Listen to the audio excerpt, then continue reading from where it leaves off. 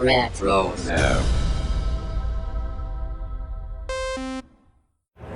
Hi, this is Emily Swallow, the Armorer in The Mandalorian. You're listening to Dennis and Jay on Podcast Stardust. This is the way.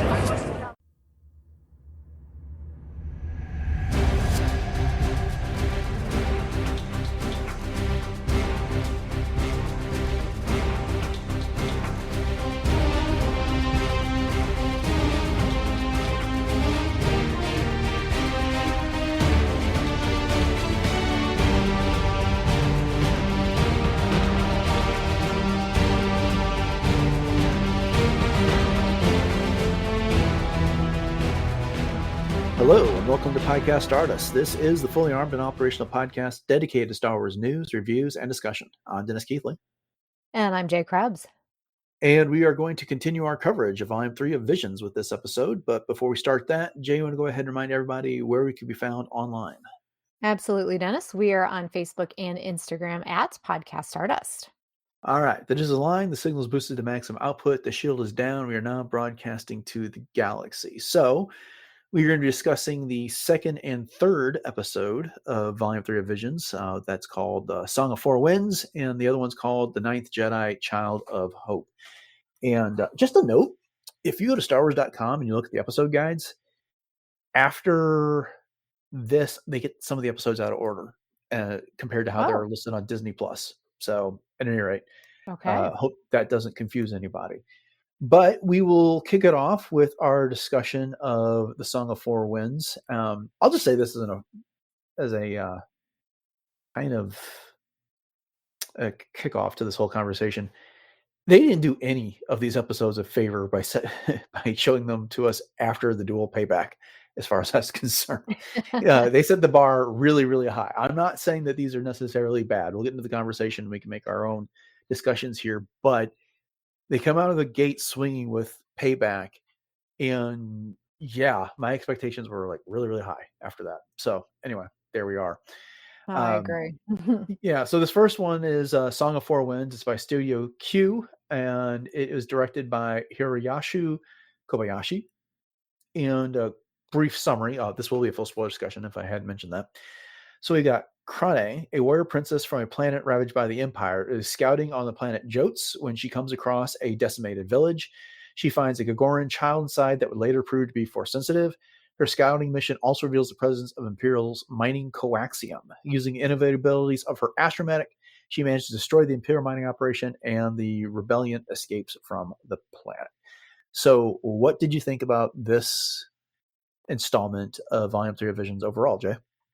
Well, as you said, it's a little hard after seeing the Duel Payback, to want to continue with a lot of these. But, they all definitely have their own unique storytelling. And there's a lot of different themes and motifs that I think can definitely be related to directly to all kinds of things in Star Wars. We've got some different visualizations and that type of thing. I think that some of the design notes are a lot more direct, I guess you could say, as far as anime style is concerned. And I mean, it's visually striking. I think that's one of the strengths of it. It has a clear kind of emotional through line kind of thing, and it's unique, but it's unique enough to feel distinct from some typical Star Wars kinds of things. Yeah, I agree. There's a lot of things I like about this episode. As everyone can probably no doubt guess, it is inferior, as far as I'm concerned, to the Duel Payback, which was the first one we discussed. But I want to start off like at the top. The music in this.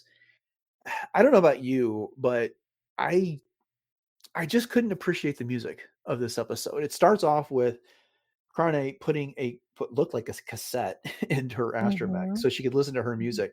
And when the Mancala Admiral is talking to her, his name is Basil Kiuchi, about, he should upgrade from this Astro. And she's like, no, he's the only one that can play my music. And it is kind of a synth pop type of a style. And that's fine. It's, what do they call it? What's in the diegetic music or whatever, because it's there. She's listening to it. It's not something that we as an audience are hearing. But then later at the end of this episode, when she's got her X-wing gliding backpack astromech combo on, she's listening. The same music is playing, and she's not really listening to it. That's the music they used to score the episode. And I don't want to say it's awful or anything like that. It's just that it, I came to appreciate, if it's possible, John Williams and Kevin Kiner and Giacchino and John Powell, all those people who have scored Star Wars before, just that much more, because this just does not. It didn't. It took something away from the Star Wars feeling, I think. And maybe you'll say that, well, this is anime and it doesn't have to have that same feeling, but they sure went out of their way to give us a whole lot of Star Wars imagery for them to diverge when it came to the music. No, I think those are all good points, and it kinda reminded me of the one, was it, the which book was it that the one pilot was always listening to her own, like, Oh yeah, the rock Alphabet music? Squadron series. Yeah, Ah, thank you. Yes, yes, yeah. yes. So it kinda reminded me of that, and it was more of obviously, she's a young girl, she's probably teenager-ish kind of thing, and so that makes sense for her age, but I am definitely with you as far as the overall feel to the episode itself definitely diverges from the typical Star Wars musical themes kind of thing, but I guess it does make sense for her character because she is a little rebel in and of herself. Yeah. Obviously she turned off that hologram of the her commander and kind of did her own thing and got herself into trouble and then ended up getting herself out of it, but yes. So Hmm. I think Hmm. it's part of her character more than anything, the music. Right. So I was surprised when I saw that the concept artist for this was Kong Lei, which was a name I really, I have to admit, I didn't recognize. But he was also a concept artist for Rogue One, The Last Jedi, and season 2 of The Mandalorian. Oh. And I did find, with one notable exception, that this, well, two, I suppose, but one that bothered me more than the others, that this did look very, very grounded in what we're used to with Star Wars, with just enough variation to make it its own. But what did you think about the overall look of this episode?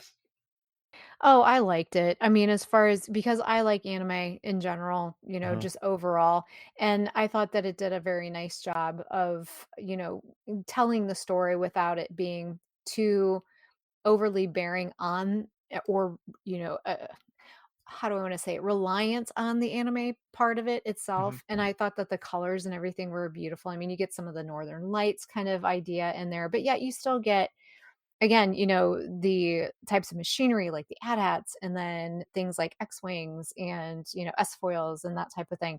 So and holograms. So there Yeah. was a nice blend.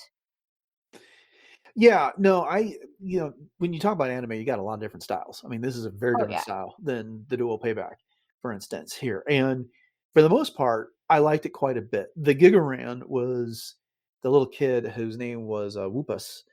And okay, I don't know if you remember what a Gigaran is, but from Rogue One, it's the big white hairy alien that was wandering around with Saw Gerrera as part of the partisans there. And so this was a little one of that. And I, Okay. yeah, if we didn't they didn't tell us that, I don't know that I would have put 2 and 2 together, that that's what that No, kid yeah, was in that exactly. situation. And that was very much, and everyone's gonna have to forgive my ignorance when it comes to talking about styles of anime, but it leaned into that, like, super cuteness into the spectrum that anime can dip into. And it was Mhm. fine because it was not, like, completely overdone. I did like the attention to details where we got a speeder bike, but it was stylized to make it a little bit different, and it had a sidecar so she could haul her droid around in it. Yes. We got the AT-ATs, and unlike the Payback where they were AKBKs, these were in fact called AT-ATs, except that midsection opened up to reveal a whole array of guns, which was kind of over the top, but I forgave it when it launched seismic charges, which was Yes. so cool to see in this episode. Definitely. And I think that the AT-ATs themselves were, not only mechanized beasts, but they were also kind of a metaphor of oppression too, Uh-huh. but just done through this lens of the anime and the story. Yeah. The one thing that just did not work for me when it came to this episode is that at one point, Crane, it's spelled Crane in the closed captioning, but her mother calls her Crane, Mhm. Crane or something like that. In this case, is that she's got this really cool astromech who's is R9TR2, but they like every other astromech they abbreviated it by part of its name and they called Tor2. And she tells him to go into armor mode after one of those seismic charges knocks her off of her speeder. And he basically transforms into a X-wing jetpack in there. Mhm. And I I just couldn't go for that. That did not work for me. It just was a little too out there. I mean, I love the fact that she was taking it to the Empire. I like the fact that the Gigaran was able to throw a thermal detonator at the AT-AT's neck and take down one of them that way. But this, it was very derivative of the trench run from A New Hope. Here Mhm. she is essentially in a modified X-wing, this jetpack, using a targeting system that's the same thing that they used in A New Hope, and then she launches her lasers into a small exhaust port to blow the mining facility up. But that was my Exactly. take. What did you think? Oh, yeah. I mean, I think that a lot of it is just the becoming almost like the guardian myth kind of thing, and that she Uh, was you nailed it. It was a transformation, and, yeah, it was definitely out there, but I guess that's what Visions does too, I guess I'm being a little bit accommodating in that way because that's what it is, you know what I mean? It's not Star Wars in its literal sense, and so I guess right. I allowed it those liberties, and it didn't bother me as much. Yeah, I guess for me, it's like anime is a distinct style as an animation style, and I'm good with that. And you know, okay, compare this again. We're gonna everything I said. They're gonna suffer because I'm comparing them to the Duel Payback. But here it is. When you do that, that was a distinct style, right? And it turned a Mhm. bunch of Star Wars things on its head. You got Sith that are not traditional Sith. You've got a lot of Japanese imagery. You've got these AKA BKs being used in a way that's different than traditional AT-ATs. And you've got a Jedi Grandmaster who is essentially a Jedi version of Darth Vader in some regards. They turned a lot of Star Wars on its head and gave us that tale. They didn't really turn anything that we knew about the Force or the Rebellion or the Empire on its head so much. Is that to me, it just feels like what they did to make it different at the end is they leaned in something that was just a bit outlandish for me. Mhm. Mhm. Whereas there's up until that point, the style was doing the work and was doing it really, really well. And you gave us a Gigaran child, and not only that, the Gigaran was force sensitive. So I don't know. It doesn't seem to me that they needed to go there, but hey, like you said, that's their vision, that's their take on Sure. Star Wars using anime. So fine, Yeah. but I Yeah. am docking points from this episode for that because it just did not work for me. Well, yeah, I would say of the ones that we've watched so far, it's definitely not obviously the dual payback. We know that one's going to Uh, be like way out there sure. and nothing's ever going to touch that one. But as far as the other visions entries that we've seen so far, I do feel that the depth is a lot lighter Mhm. and that it's very, it is stylized and it's Yeah. not as, it doesn't give you that heaviness in storytelling that you get. But I guess the only thing that I really got out of it is that kind of hope feeling is she adopted hope in the ashes of Sure. oppression kind of thing. And that her compassion actually became a kind of resistance to the empire and that she was able to maintain that in the face of everything that she had been through. So That's that's extremely well said, and I don't disagree with a word of it. The Alls I'm saying is I like this episode, not as well as much like Payback, except for the X-wing backpack.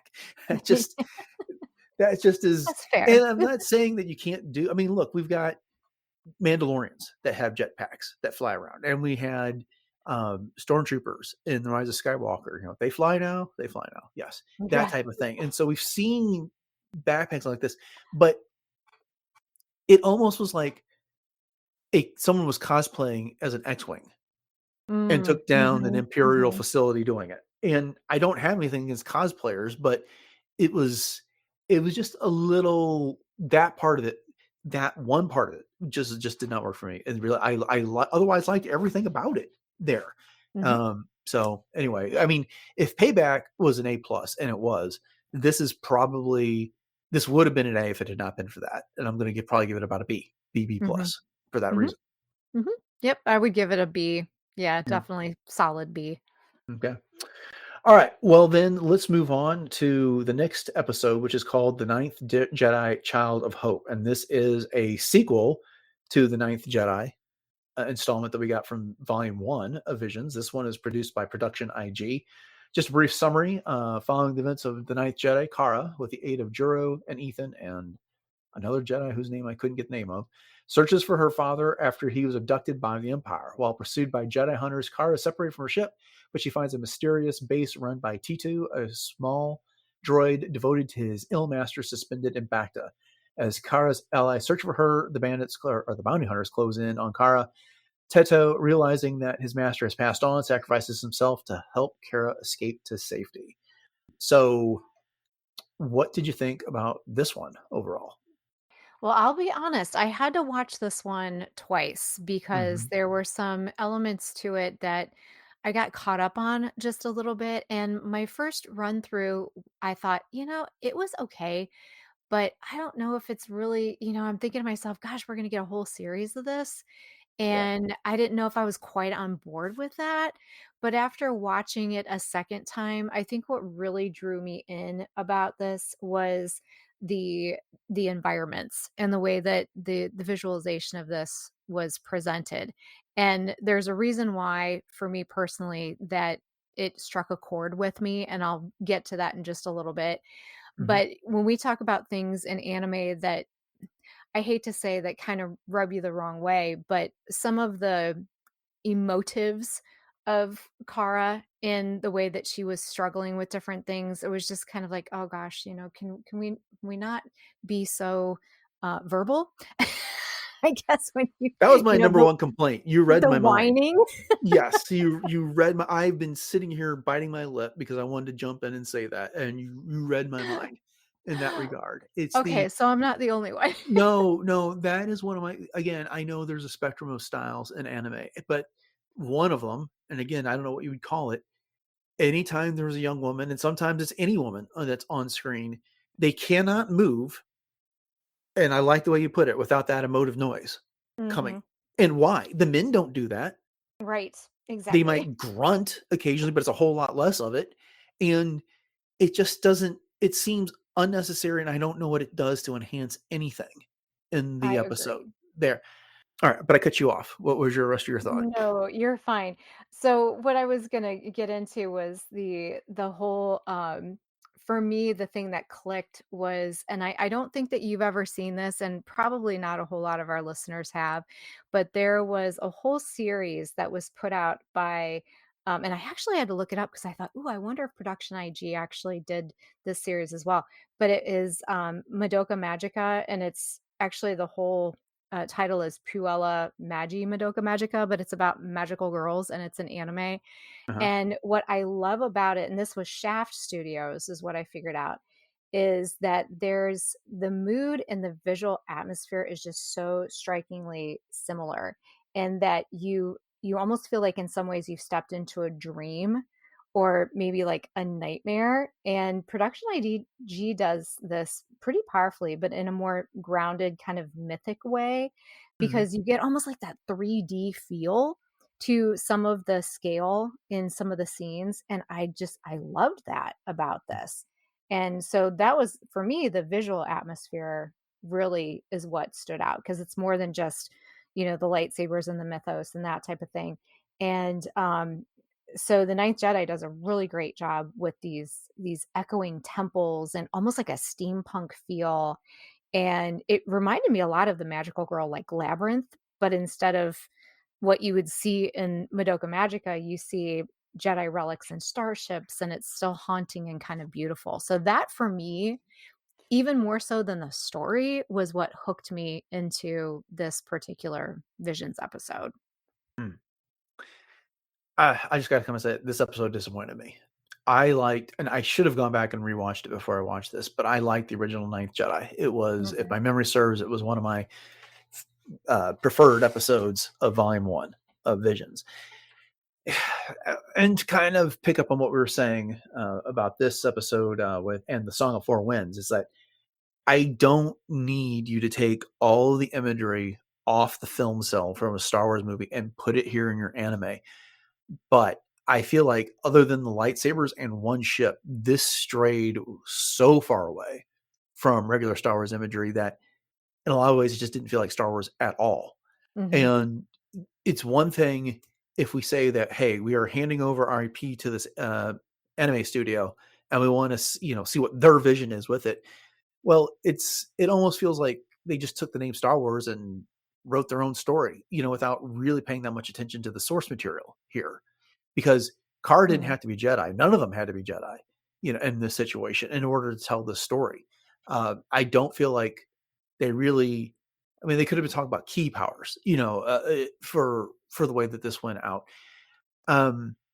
So yeah, there's that. We covered the whole bit about the emotive noises that Carr was making, and then Teto, the droid. I could not stand this droid at all. Um, he was a combination of C-3PO, Wally, and Dobby. I like Mhm. C-3PO. I like Wally. I cannot stand Dobby from Harry Potter.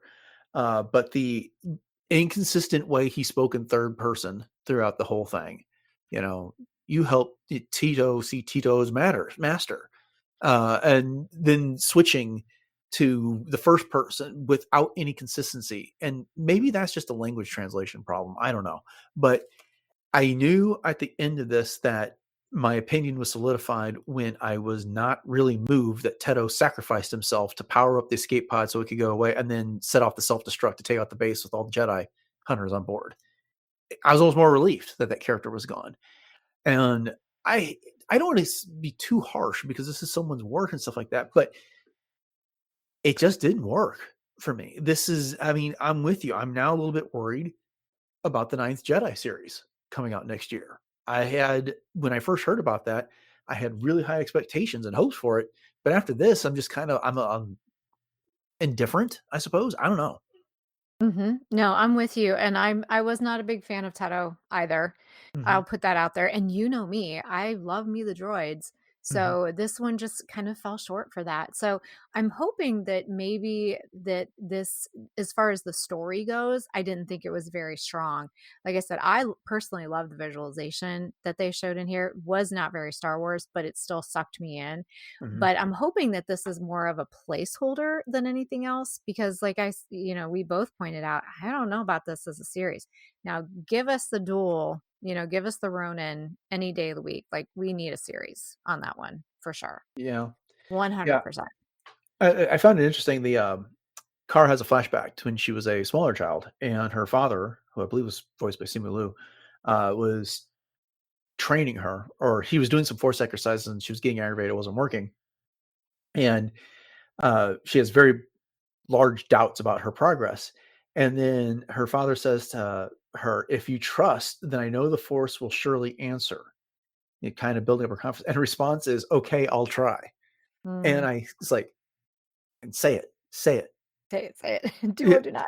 there is no try. Right. And it's like it just didn't come. I was like, "Oh, come on. You served it up to yourself and you couldn't even hit that Right. back." But they just completely let that one go in that regard. I mean, if I'm going to say something nice, I mean, yes, the imagery was not as much Star Wars as I want. The animation style was fine. What was there was fine. The ship the Jedi were on seemed like it would have been more at home in Star Trek than it would have been Yes. in Star Wars. But Thank you then, for saying that. I wanted to point that out and I forgot to. So, yes, definitely. Sorry. Didn't mean to cut you off. no problem, no problem. But then the Jedi Hunter ship looked like it was a modified Hammerhead Corvette crossed Mhm. with one of the Jedi shuttles from the Clone Wars that have the spinning wings and stuff like that. And so I thought that was pretty cool. I thought the space battle at the beginning was intense, and I like that. But after that, it just kind of I don't know. I felt like it lost its way. Was it just me, or when Kara fell out of the ship and suddenly she was like engulfed in that blue transparent field or whatever? It was like the space suits that they were wearing in Guardians of the Galaxy 2 when like Oh, that's a Drax good falls out of the call. ship in the back, and sensitive nipples, are bothered by the suit. Oh my gosh, that's so ironic because that was just on one of the, like, FX stations or something, and I had it on the other night, and I that scene, oh my gosh, that cracks me up. Now that you say that, I can totally see the relationship between the 2. Yeah. Yeah. Yeah. In case anyone cares, I did translate a little bit of the Arabic. There's a lot of that goes across the screen too quickly for to read, and it's also a little bit blurred, so it's hard to make out. But when they do move the statue that is blocking Teto from getting to his master, who is supposedly in stasis in the back to tank, when Kara goes to check the computer, it says error, abnormality detected in the life support system, deceased. So Mm, that's what that says, and so mhm. that's how she knew that uh, Teto's master had passed away and that he'd been there for too long. And frankly, he'd been in there for like 100 years. So I guess it's not too big of a surprise that it happened. But Yeah, yeah, no doubt. I know it's kind of like, you wonder how long they could have lasted. And speaking of translating Aurebesh, going back to the last episode as well, when they had all the Japanese mhm. on the initial you know, like the crawl kind of thing, I did the Google Translate for those. So I was like, oh, okay, now I can actually read this. Oh, cool, very Yeah. cool. Okay. Anything else you want to say about this episode before we wrap up? Well, like I said, it wasn't for as much as we were built up for it, it did not carry through for me as Yeah. far as the hype and everything like that. So I'm really hoping that the series picks up from here in a better way. That's Hmm. for sure. Yeah. Again, if I'm ranking them, then of the episodes we've discussed so far, the Duel Payback A plus number one. Then the Song of the Four Winds. It just occurs to me that's the song she was singing, the la la la la la thing through there. Yeah. That's about a BB plus for me, and then this is, if I'm feeling generous, a C. Mhm. Mhm. Yeah, I'd still give this one a B minus only because like I said, I did like the backgrounds more than anything. All right, okay. Well, we'll be getting to some more episodes of Visions in about a month, but thank you, or not a month. You'll be getting some more episodes of Visions in about a week here on the podcast.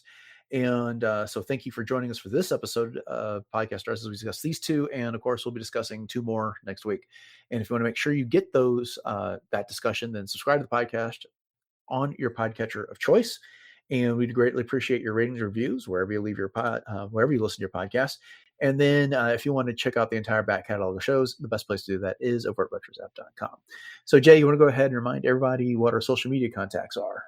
You got it. We are very easy to find on Facebook and Instagram at Podcast Stardust. And we also maintain some Pinterest boards, so you can check those out. And while you're at it, you can also check out our YouTube outlets. So we have the traditional YouTube as well as YouTube music. So head over to both of those, like, subscribe, share those out, and let us know what you thought of these two editions of Visions, as well as any of the other episodes that we've done. You can find them all there. And you can also email us, podcaststardust@gmail.com. Please send us any of your questions, and when we have enough, we will put them together in a listener question episode. Or if you have any kudos that you want to send us, we'll read those on the show. And we also have a T Public store, so you can hit up the link in our show notes for that. We have 7 different show logo designs available on all kinds of fun things. And if you do purchase something, thank you in advance because every one of those purchases does help to support the show. All right, upcoming on the show on Wednesday, we have part 11 of our Revenge of the Sith series. So make sure you come back for that. And then on Friday, our current plan is to wrap up the week's Star Wars news. So thanks for listening to episode 966 of Podcast Stars, everyone. Have a great week. And until next time, the Force be